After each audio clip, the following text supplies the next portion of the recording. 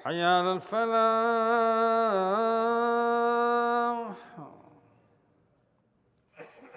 حي على الفلاح.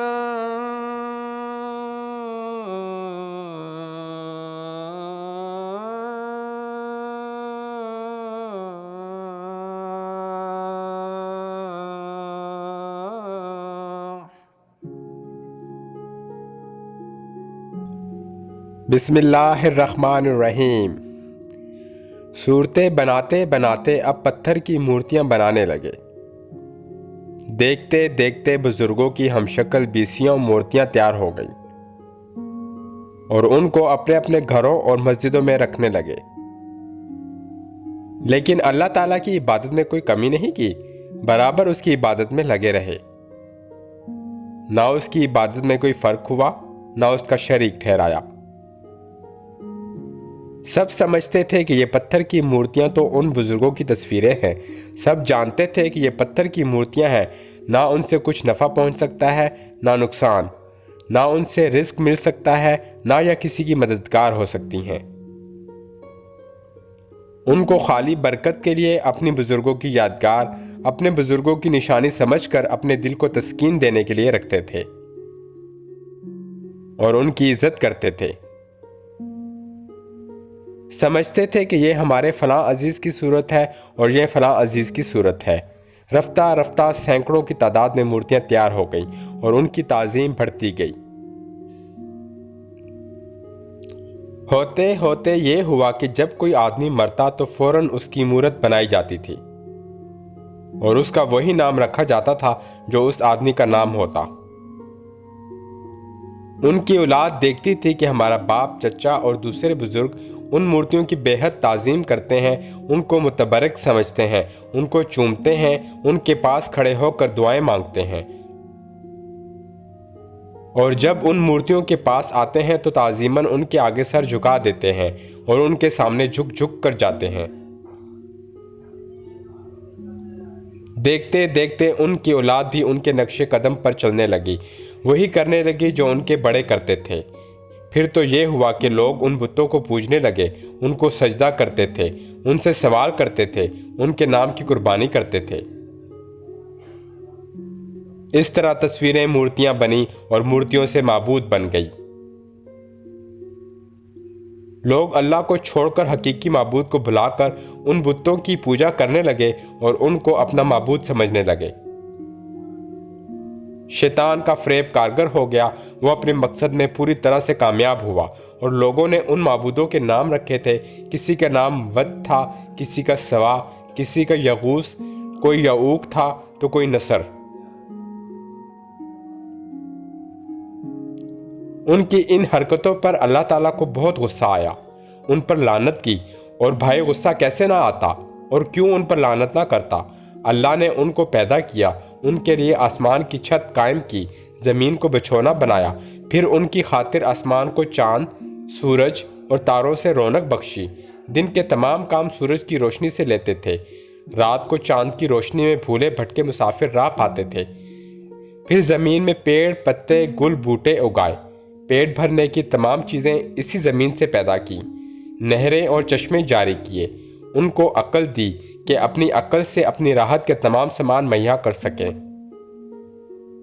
جانوروں کو ان کا تابع بنایا، ایسے شفیق ماں باپ ان کو عنایت فرمائے، راحت اور آرام کی تمام چیزیں مہیا کی۔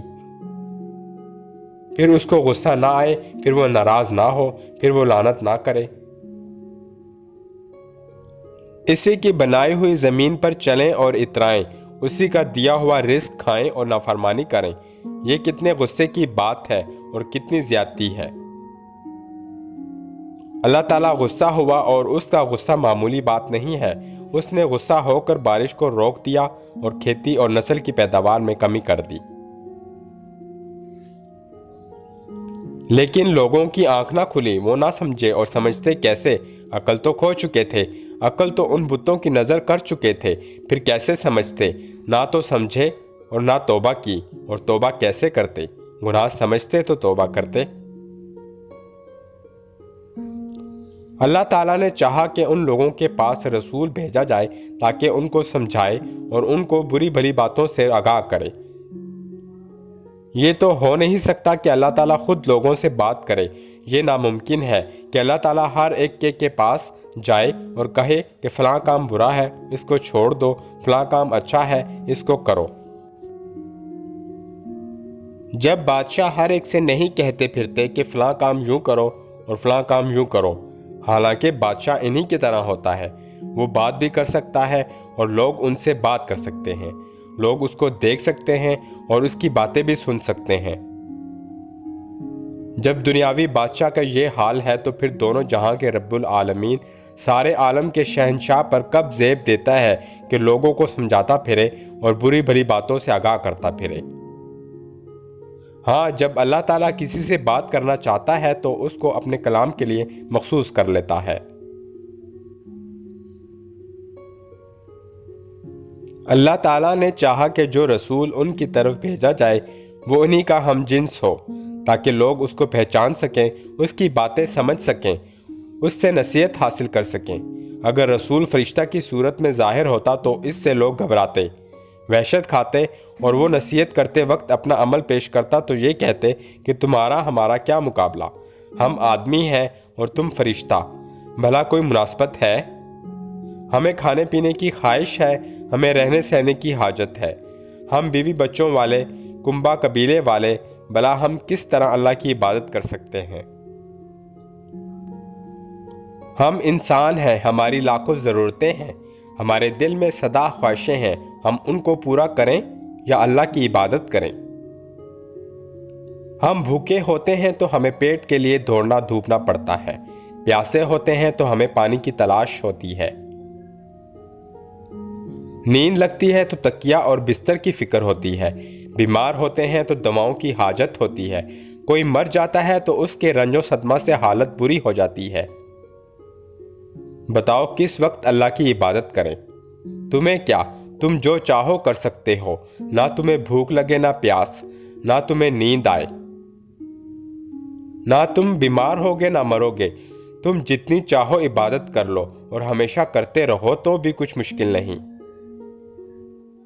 مگر جب رسول انسان ہوگا تو کہہ سکتا ہے کہ دیکھو میں بھی تمہاری ہی طرح انسان ہوں، کھاتا بھی ہوں، پیتا بھی ہوں، بھوک بھی لگتی ہے، پیاسا بھی ہوتا ہوں، بیوی بچے بھی رکھتا ہوں، لیکن اللہ کی یاد سے غافل نہیں ہوتا۔ ان تمام دنیاوی تعلقات کے باوجود بھی اللہ کی عبادت کرتا ہوں۔ تم کو کون روکتا ہے؟ کس چیز نے تم کو اللہ کی یاد اور اس کی عبادت سے غافل رکھا؟ تو اس کا ان کے پاس کوئی جواب نہ ہوگا، کوئی عذر پیش ہی نہ کر سکیں گے، لاجواب ہی ہونا پڑے گا۔